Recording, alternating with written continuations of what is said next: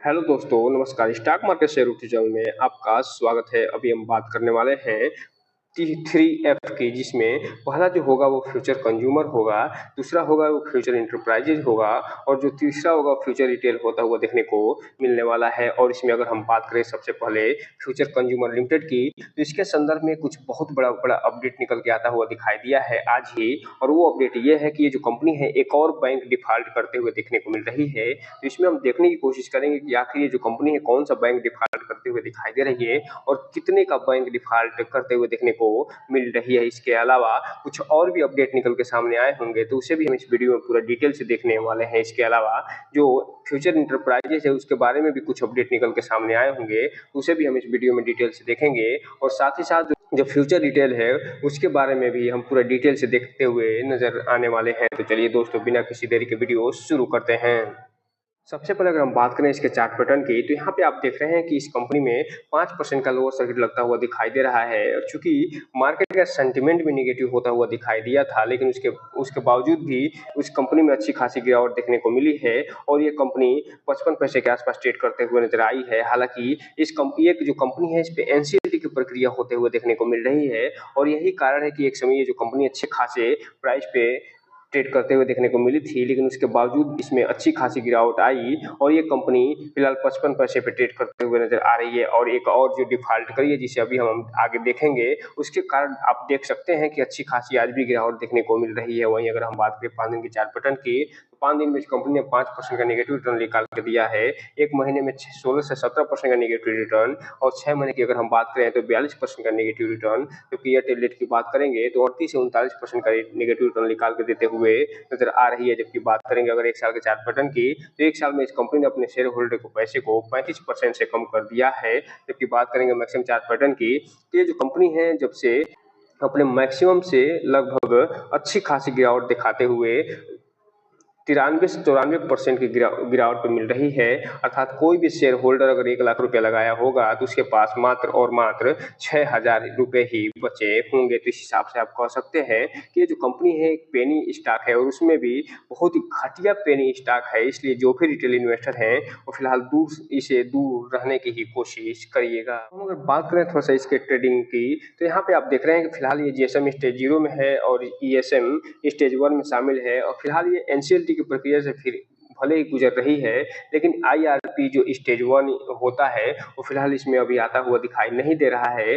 जिसके फलस्वरूप ये जो कंपनी है ट्रेड करते हुए, नॉर्मल ट्रेड करते हुए देखने को मिल रही है। अब यहीं पे अगर हम बात करें इसमें कौन से अनाउंसमेंट या न्यूज निकल के सामने आता हुआ दिखाई दे रहा है, तो यहाँ पे आप देख रहे हैं कि 7 तारीख को ये न्यूज निकल के आता हुआ दिखाई दे रहा है, जिसमें ये बताया जा रहा है कि जो क्वार्टरली डिस्क्लोजर होता है वो आता हुआ देखने को मिल रहा है, जिसमें ये पेमेंट और इंटरेस्ट के अलावा जो पेमेंट प्रिंसिपल अमाउंट है उसके डिफॉल्ट से संबंधित ये न्यूज आता हुआ देखने को मिल रहा है। चलिए हम इसे पूरा डिटेल से देख लेते हैं। दोस्तों, आप यहाँ पे देख रहे हैं कि ये जो कंपनी है वो जो अभी डिस्क्लोजर निकाल के दिया उसमें बताया गया है कि 30 सितंबर सेबी के रूल के अनुसार इसे 30 सितंबर तक पेमेंट करना था।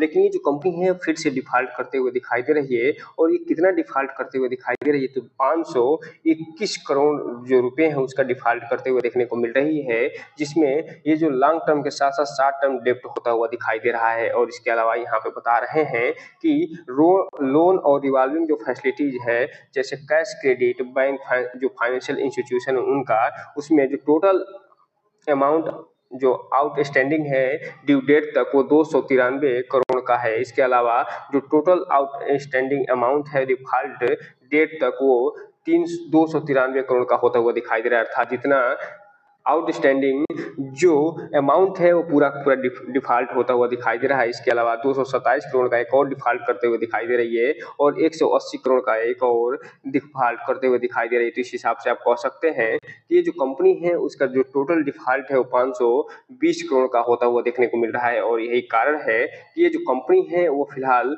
और तेजी से गिरावट दिखाते हुए नजर आई है। इसके अलावा यहाँ पे बताया जा रहा है कि इसमें जो लोन जो आउट स्टैंडिंग है उसमें फिलहाल 15 करोड़ का इंक्लूड होता हुआ दिखाई दे रहा है। और इसको फिलहाल 30 अक्टूबर 2024 तक इसे पेमेंट करना था। इसके अलावा और भी इसमें कुछ डिटेल देखे दिए जा रहे हैं।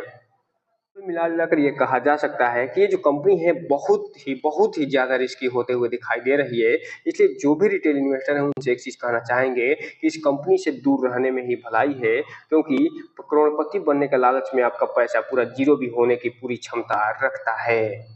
अब हम अगर बात करें आज के कारोबार की, तो यहाँ पे आप देख रहे हैं कि भले ही इसमें 5 से 6% की गिरावट देखी जा रही हो और भले ही ये जो कंपनी है वो 520 करोड़ का डिफ़ॉल्ट करते हुए दिखाई दे रही है, उसके बावजूद भी मालूम नहीं कौन से ऐसे इन्वेस्टर हैं जो इसमें अच्छा खासा माल उठाते हुए दिखाई दे रहे हैं। और 7 तारीख को जब मार्केट बंद हुआ है तो लगभग 15 करोड़ के आसपास जो क्वांटिटी ट्रेड हुई है बीएसई पे, वो पूरा का पूरा डिलीवरी उठता हुआ दिखाई दे रहा है। तो ये बता रहा है कि इस पे कुछ इन्वेस्टर हैं जो बहुत ही ज़्यादा रिस्क लेते हुए दिखाई दे रहे हैं, लेकिन जो रिटेल इन्वेस्टर हैं थोड़ा-सा इसमें ध्यान से आगे बढ़ने की कोशिश करिएगा, क्योंकि ये जो कंपनी है बहुत ही ज़्यादा रिस्की होते हुए देखने को मिलती है। और जब भी इसमें इन्वेस्टमेंट करने के लिए सोचिएगा तो अपने वित्तीय सलाहकार से संपर्क ज़रूर करिएगा।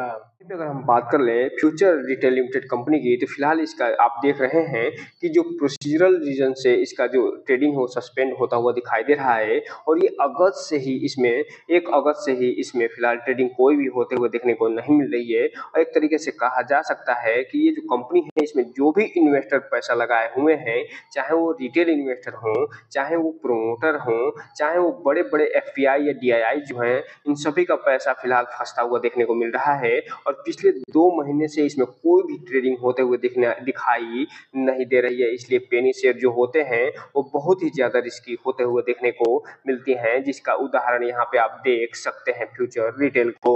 अब हम अगर बात करें कि क्या इसमें कुछ अपडेट में निकल के आता हुआ दिखाई दे रहा है या नहीं, तो फिलहाल इसमें कोई भी अपडेट आता हुआ दिखाई नहीं दे रहा है। और ये जो लास्ट अपडेट निकल के सामने आया था वो जुलाई में 31 जुलाई को आता हुआ दिखाई दिया था, जिसके बाद 1 अगस्त को इसकी ट्रेडिंग बंद होते हुए देखने को मिली थी। अगर बात करें तीसरे कंपनी की जो कि एनसीएलटी की प्रक्रिया से गुजरते हुए दिखाई दे रही है, और वो कंपनी है फ्यूचर इंटरप्राइजेज। और यहाँ पे आप देख रहे हैं कि ये जो कंपनी है आईआरपी स्टेज 1 से हट के आईआरपी 0 में शामिल होते हुए दिखाई दे रही है, जिसके फलस्वरूप इसमें आज नॉर्मल ट्रेडिंग 7 अक्टूबर को होते हुए दिखाई दे रही है, जिसके कारण इसमें 1% की गिरावट आई है और ये 83 पैसे पे बंद होते हुए देखने को मिल रही है। अब हम अगर बात करें कि क्या इस कंपनी में कुछ अपडेट भी निकल के आते हुए दिखाई दे रहे हैं या नहीं, तो फिलहाल इसमें कोई भी अपडेट आता हुआ दिखाई नहीं दे रहा है। कोई भी ऐसी न्यूज़ निकल के आती हुई दिखाई नहीं दे रही है जिसको आपको बताया जा सके। जो लास्ट अपडेट निकल के सामने आया था वो 27 अगस्त को आया था, उससे पहले 22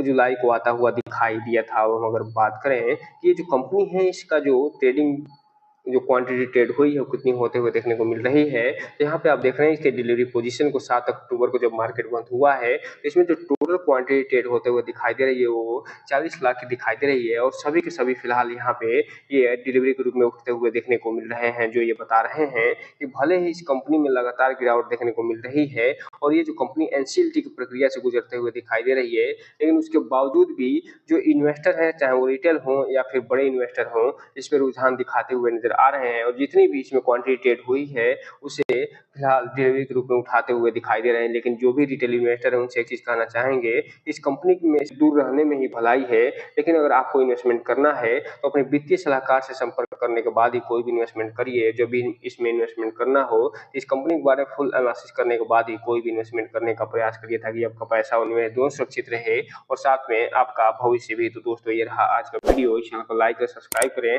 और बेल आइकन हिट करना तो बिल्कुल ना भूलें, ताकि नए वीडियो की जो अपडेट्स है आपको ऐसे समय समय पे मिलता रहे। जय हिंद दोस्तों।